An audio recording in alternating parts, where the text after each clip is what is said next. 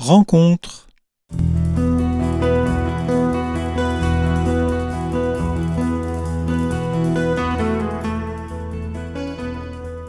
Bonjour amis auditeurs, aujourd'hui pour notre rencontre, nous accueillons le professeur Écochard. Bonjour. Bonjour Martine. Donc vous êtes docteur en médecine, professeur à l'université Claude Bernard et membre du laboratoire de biostatique santé de Lyon. Vous êtes promoteur d'une écologie humaine intégrale. Et aujourd'hui, vous venez nous présenter votre nouveau livre « Ce que l'homme doit à son chromosome Y, les révélations des neurosciences » qui est paru chez Artege. Alors professeur, tout d'abord, pouvez-vous nous dire, nous rappeler ce que c'est qu'un chromosome et en particulier le chromosome Y? Très bien. En fait, quand on naît, à la naissance, mais même à la conception en fait, dès la conception, on a un certain nombre de gènes, c'est-à-dire de moules pour coder des protéines pour bâtir notre corps. Et tous ces gènes sont mis bout à bout et ça fait des fils qu'on appelle des chromosomes. Et le chromosome Y, c'est ce fameux chromosome qui est propre à l'homme masculin. Donc la femme a, elle, pour ce qui est on appelle les chromosomes sexuels, elle a XX, donc 2X, et l'homme, lui, a aussi un X, je vous dirai pourquoi, mais en plus, il a un Y. Donc c'est vraiment, chromosome Y, si je l'ai travaillé, c'est parce que c'est vraiment ce que la nature, le créateur donc, nous donne de particulier à nous les messieurs. Donc vous avez un chromosome que nous n'avons pas, nous femmes. Eh oui, mais on peut pas tout avoir pareil, hein. Mais par contre, vous avez 2X. Or, l'X, c'est le chromosome de l'intelligence. Donc, en effet, il n'y a pas d'être qui n'ait pas d'X. On ne peut pas être humain si on n'a pas d'X. Il faut au moins un X. La femme en a 2, c'est sa richesse, et l'homme a X et Y. Alors, quelles sont ses origines, en fait, à ces chromosomes dits sexuels, en particulier le chromosome Y? Il a fallu qu'ils apparaissent dans la nature. Il n'est pas apparu très tôt. C'est qu'en fait, avant, il y a 180 millions d'années, donc ça fait comme quelque temps, on devenait mâle ou femelle à cause des conditions extérieures. C'est-à-dire, notamment, on le voit encore chez quelques animaux, les crocodiles ou les tortues. C'est la température extérieure qui fixe si l'œuf va tourner vers un mâle ou tourner vers une femelle. Et puis, à 180 millions d'années, aux merveilles, il y a un gène qui apparaît et qui est capable, lui, de décider que celui qui a ce chromosome Y, il sera un mâle. Alors, en fait, son rôle, c'est quoi? C'est vraiment de faire de nous des hommes. C'est-à-dire, en fait, le chromosome Y on le passe de père à fils. À sa fille, on passe son chromosome X. Donc, la jeune fille a un chromosome X de sa maman, qu'elle a reçu de sa maman, et un chromosome X qu'elle a reçu de son papa. Tandis qu'un garçon, lui, il a l'X reçu de sa maman, comme une humanité, n'est-ce pas? Mais il a l'Y qui reçoit du papa. Donc, le chromosome Y, au cours des millions d'années, est passé de père en fils. Et en fait, ça sert à quoi exactement? Disons que vous comprenez, si on prend un tout petit peu la Bible à sa genèse, il est dit, Dieu nous créa, hommes et femmes, il les créa. Et donc, afin de nous créer hommes et femmes, il nous a donné ce qui nous est nécessaire pour être un homme, c'est notre chromosome Y. C'est qu'en fait, le masculin et le féminin sont en vue de la transmission de la vie. C'est-à-dire que il faut le masculin et le féminin pour la transmission de la vie, et le chromosome Y, c'est le spécialiste de la masculinité. Il donne à l'homme tout ce qui va faire sa nature particulière. Alors vous parlez dans votre livre vous dites que le chromosome Y intervient dès le début de la conception. Oui, c'est assez incroyable. En fait, c'est assez étonnant. Les gens qui font, vous savez, de la fécondation in vitro, ils ont donc des petits bébés, si j'ose dire, des embryons qu'ils observent avant de l'implanter dans l'utérus de la maman. Ils ont constaté que quand c'est des petits garçons, ils consomment plus d'énergie. parce que déjà là, le chromosome Y donne le ton dans la cellule. Et donc, tout au long de la grossesse, le chromosome Y va donner le ton dans la cellule et la manière d'être masculine au petit enfant. Et puis, tout le développement jusqu'à 24 ans, le chromosome Y va donner le ton. Et puis, toute notre vie, le fait que nous ayons un chromosome Y dans toutes nos cellules donne ces éléments masculins qui sont tellement mystérieux, qui nous différencient de la femme. Alors, quels sont ces éléments masculins qui vous différencient de la femme? En fait, si vous voulez, hommes et femmes, nous naissons avec des aptitudes, des capacités et des inclinations. Les aptitudes, par exemple, la capacité à faire du foot ou de la musique ou des maths. Chacun d'entre nous a telle capacité, telle aptitude, on dit. Et il y a des aptitudes qui sont plus développées chez la femme et d'autres plus développées chez l'homme. Regardez par exemple l'empathie, la manière d'être touché par celui qui a un besoin. Nous avons tous des besoins, n'est-ce pas, besoin de l'autre. Et donc, quand on n'est pas touché pareil, la femme est touchée d'emblée par le cœur. L'homme est touché d'emblée par le cerveau. Tous deux sont touchés affectivement et intellectuellement. Nous avons une commune humanité. Cependant, chez l'homme, ce sera plutôt d'abord l'analyse de la situation qui va l'intéresser.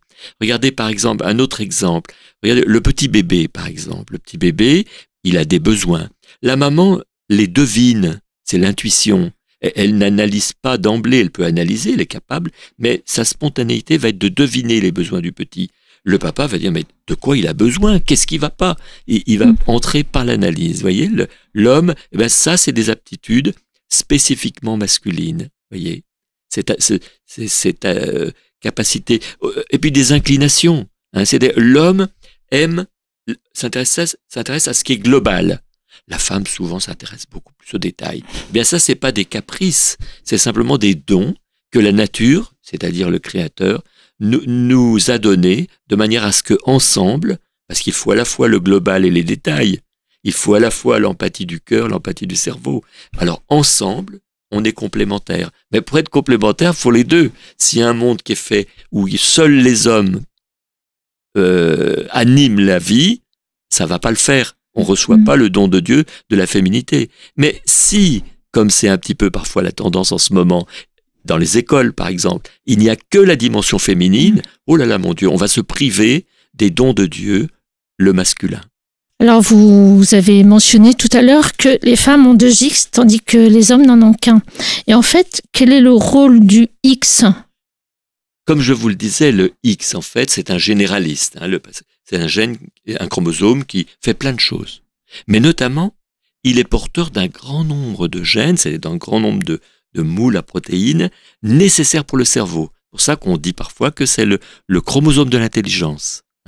Il en faut au moins un pour vivre, et donc lui, il va intervenir dans beaucoup de choses, aussi bien il participe à la couleur des yeux, au fonctionnement de divers organes, à la restauration de nos cellules, etc. Mais il a beaucoup de gènes qui vont intervenir pour le cerveau. Donc, dans les maladies liées à l'X, beaucoup touchent le cerveau. Donc, vous voyez, l'X c'est très important. Et l'X d'un être humain n'est pas le même X qu'un animal. Nous avons un X qui s'est enrichi spécialement pour nous les êtres humains, que ce soit l'homme ou la femme. Quelqu'un ne pourrait pas naître avec que des Y. Ah non, voilà, on peut naître avec un seul X. Il y a des jeunes femmes qui n'ont qu'un seul X, et donc voilà, elles vivent avec. Elles ont quelques difficultés, on pourra en parler. Elles ont des difficultés, mais elles vivent, et ce sont des... moi, j'ai une amie qui a un seul X, et c'est une personne pleine de dons, mais elle a aussi des petits gènes, elle a des gènes. Son deuxième X lui manque, le deuxième X manque. Mais on ne peut pas vivre sans X. Sans X, l'embryon meurt immédiatement, c'est une fausse couche. Alors, vous parlez aussi du Y et de sa responsabilité par rapport à la formation d'un couple et d'une famille, par rapport à la vie, en fait, à la transmission de la vie. Pourquoi ? Tout à fait. Disons que déjà, le X, c'est tout à la fois celui qui va faire... le Y, pardon. C'est celui qui va faire développer le testicule.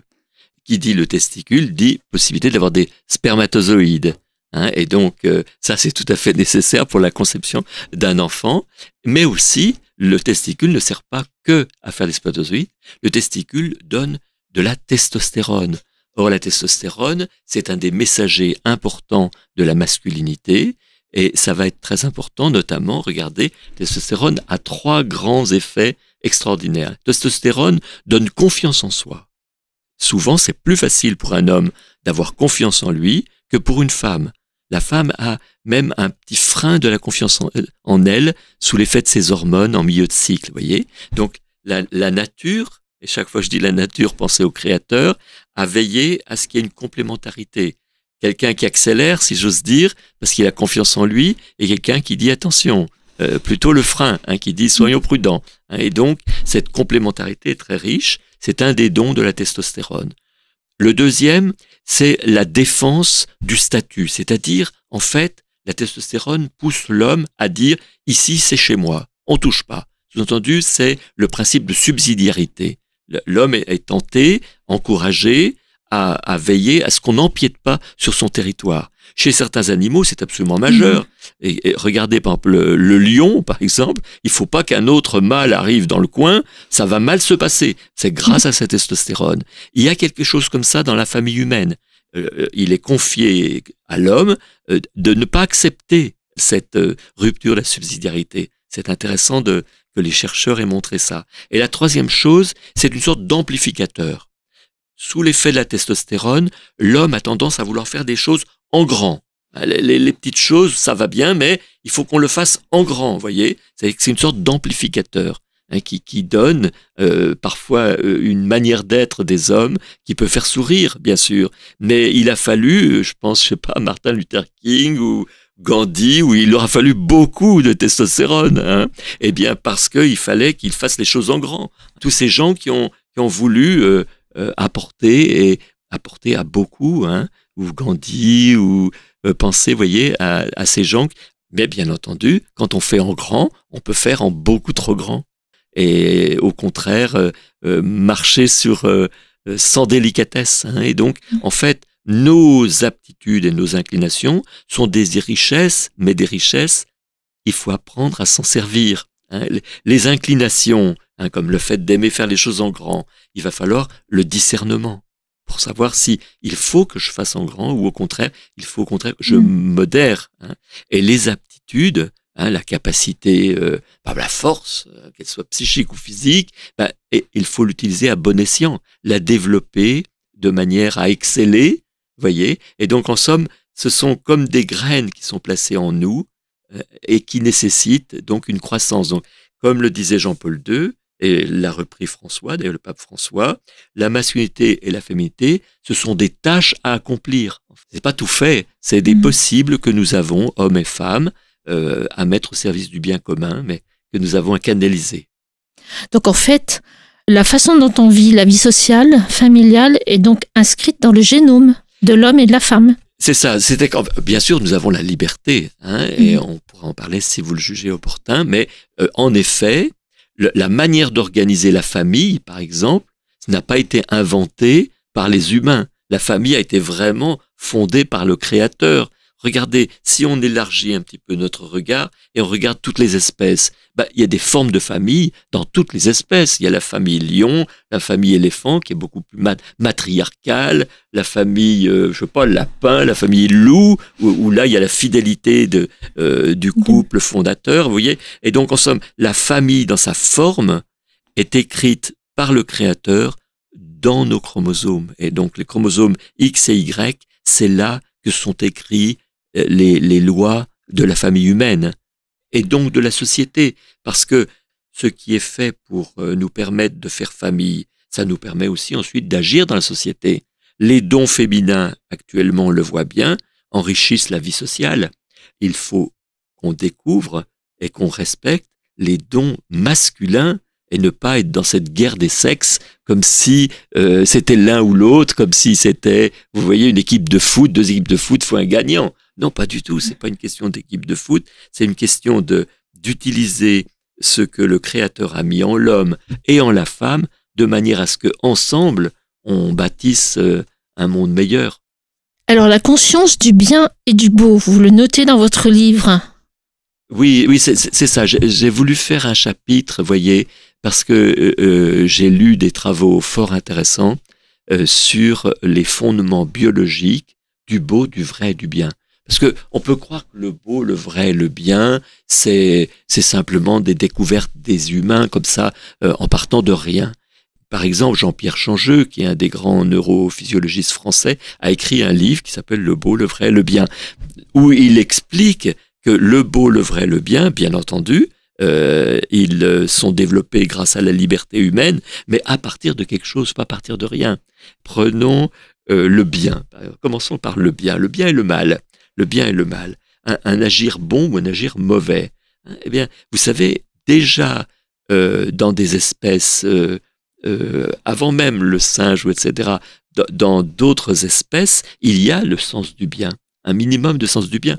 Et notamment dans les zoos, où il y a des animaux, les soigneurs le savent très bien. S'ils font une crasse à un animal, ils vont avoir des retours des autres animaux qui vont leur faire des crasses à leur tour. Car les animaux sont conscients qu'il y a eu du mal fait à l'un des leurs et ils se vengent.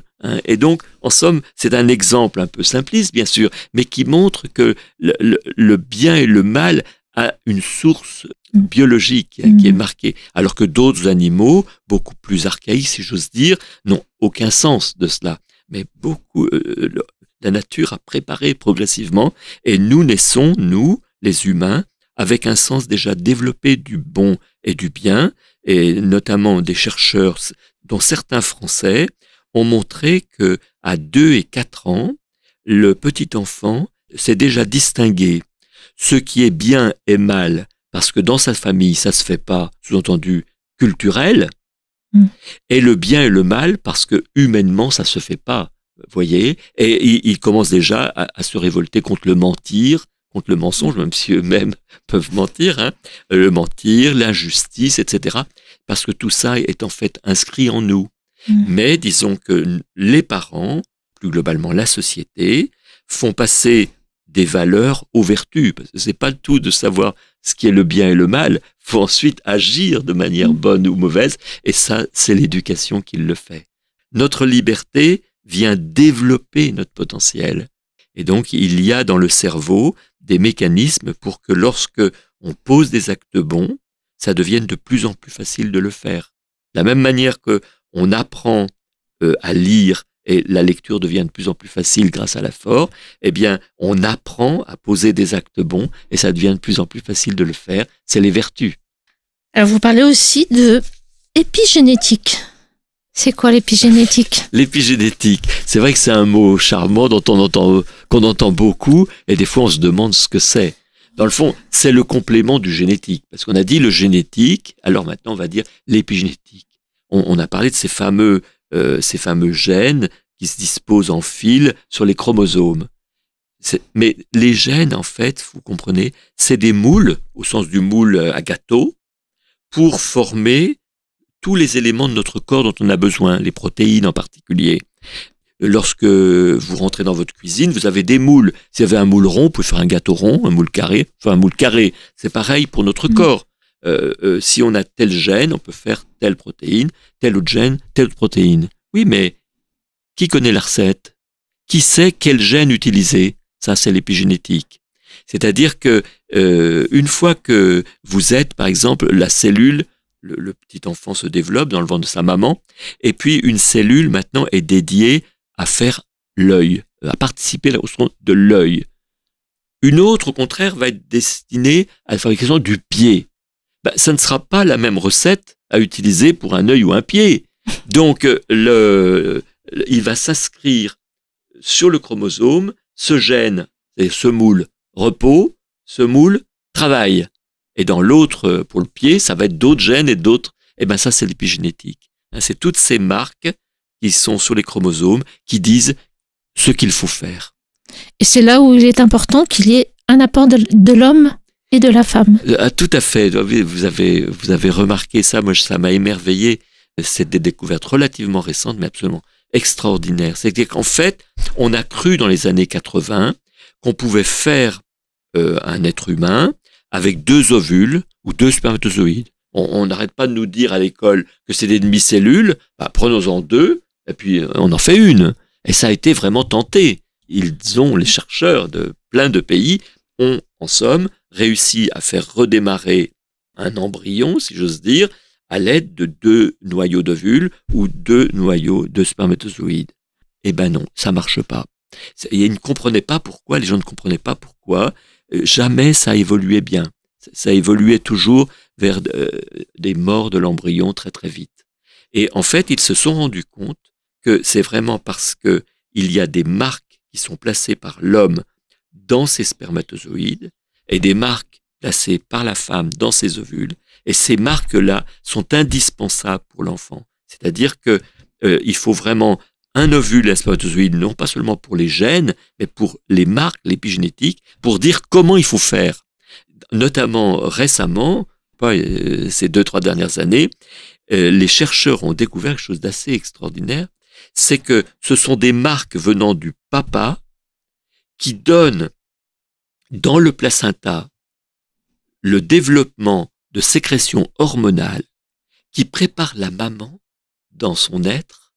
La maman, donc, qui a le bébé dans son ventre, elle est imprégnée de ces hormones sécrétées et ça l'aide à devenir plus agréablement une maman. C'est-à-dire qu'en fait, la maman reçoit de son mari, dans le fond, des marques épigénétiques par le placenta qui vont accompagner la femme dans l'accueil du bébé. C'est assez féerique. Ça montre, c'est beau parce que, à mes yeux, ça montre dans la biologie quelque chose qui est plutôt généralement vrai. C'est qu'on ne peut pas faire un bébé tout seul, en fait. Il est nécessaire, pour que ça se passe agréablement et pour le bien de chacun, il est bon que l'enfant jaillisse de l'amour de ses parents et de l'entraide de ses parents, parce que l'amour, c'est pas juste le désir, c'est le fait de ensemble bâtir un nid qui soit bon pour l'enfant. Alors, par rapport à tout ce que le biologique nous apporte, où est notre degré de liberté ? Ça, c'est important, oui, parce que quand on lit la biologie, on se dit, mais dans le fond, est-ce qu'on n'est pas tout simplement des marionnettes, hein ? Surtout au temps de l'IA. Avec l'IA, on nous parle d'intelligence artificielle tous les 5 minutes. Alors, est-ce que, dans le fond, on ne serait juste que, dans le fond, des mécaniques très évoluées, hein. Du temps de Descartes, quand on pensait à une mécanique, c'était simple, donc ça faisait sourire, parce qu'on voit pas bien une mécanique de l'époque de Descartes faire tout ce que fait un être humain. Mais quand on voit les téléphones portables, qui sont aussi des télévisions, qui sont aussi des enregistreurs, qui sont aussi des appareils photo, qui sont des postes de radio, on se dit, mais alors, et si le cerveau, dans le fond, c'était tout simplement ça, hein ? Et il y a même quelques scientifiques qui prétendent que c'est le cas, hein ? Mais les choses ne sont pas tout à fait comme ça. C'est-à-dire qu'en fait, beaucoup de scientifiques et de philosophes travaillent sur le sujet. Notamment, il y a un livre intéressant là-dessus. C'était Paul Ricoeur et Jean-Pierre Changeux ont parlé ensemble pendant des semaines, ont eu des rendez-vous et un livre en a été élaboré. J'ai eu la joie de lire sur ce sujet, mais il y en a d'autres, hein, qui ont médité sur finalement, restons-nous libres. Est-ce qu'on est libre, hein? Il y a d'ailleurs, je crois, le dernier livre de Jean-Pierre Changeux est sur la liberté, hein. Alors, nous sommes libres. Pourquoi ? Je vais essayer de prendre je vais prendre une image plutôt, hein, parce que sinon c'est un petit peu théorique. Notre cerveau, c'est comme les instrumentistes d'un orchestre. Et ce qui émane de nous, c'est la musique. En effet, si tel violon, par exemple, n'est pas venu à la répétition, on n'entendra pas les violons. Et c'est vrai que si telle partie du cerveau est morte parce qu'on a fait un accident vasculaire cérébral, eh ben on ne pourra plus le faire. Soit on ne peut plus parler, on ne peut plus bouger tel bras, ou on ne peut plus faire telle réflexion. En effet, de même que la musique a besoin des instruments, nous avons besoin de notre cerveau. Et donc quand je pense, quelque chose se passe dans mon cerveau. Ça, c'est juste. Mais c'est pas mon cerveau qui pense, c'est bien moi. C'est-à-dire que la liberté, c'est justement ce langage intérieur que l'on peut avoir grâce à notre cerveau. Et le langage intérieur que nous avons, c'est comme la musique qui émane de l'orchestre. Merci beaucoup, professeur. Alors, je rappelle le titre de votre livre, « Ce que l'homme doit à son chromosome Y », donc du professeur René Écochard, et qui est paru aux éditions Artege. Merci beaucoup. Merci Martine.